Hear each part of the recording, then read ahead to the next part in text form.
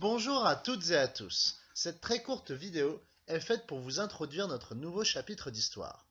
Nous faisons beaucoup d'histoire en ce moment afin d'être sûr que vous ayez les connaissances nécessaires pour débuter l'année de 5e de la meilleure des façons. Nous referons de la géographie à la fin du mois de mai, voire début juin. Ce nouveau chapitre est en lien avec un que nous avons déjà fait, celui sur le mythe de la fondation de Rome.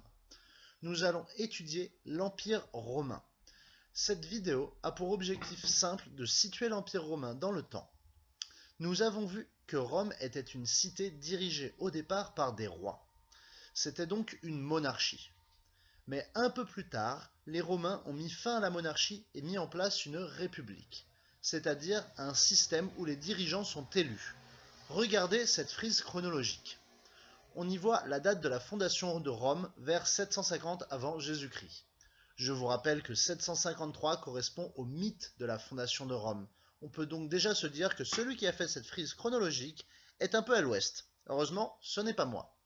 Ce qui nous intéresse, c'est ce qui vient après.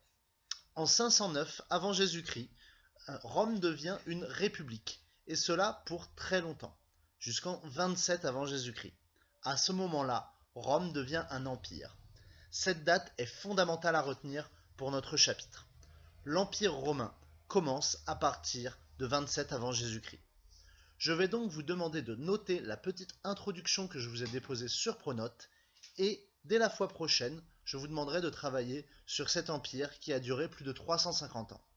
Je vous souhaite un bon week-end, ou une bonne continuation si c'est pas le week-end, et je vous laisse avec un petit extrait d'une chanson qui parle de Rome. We're meant to be walking free in harmony. One fine day we'll fly away. Don't you know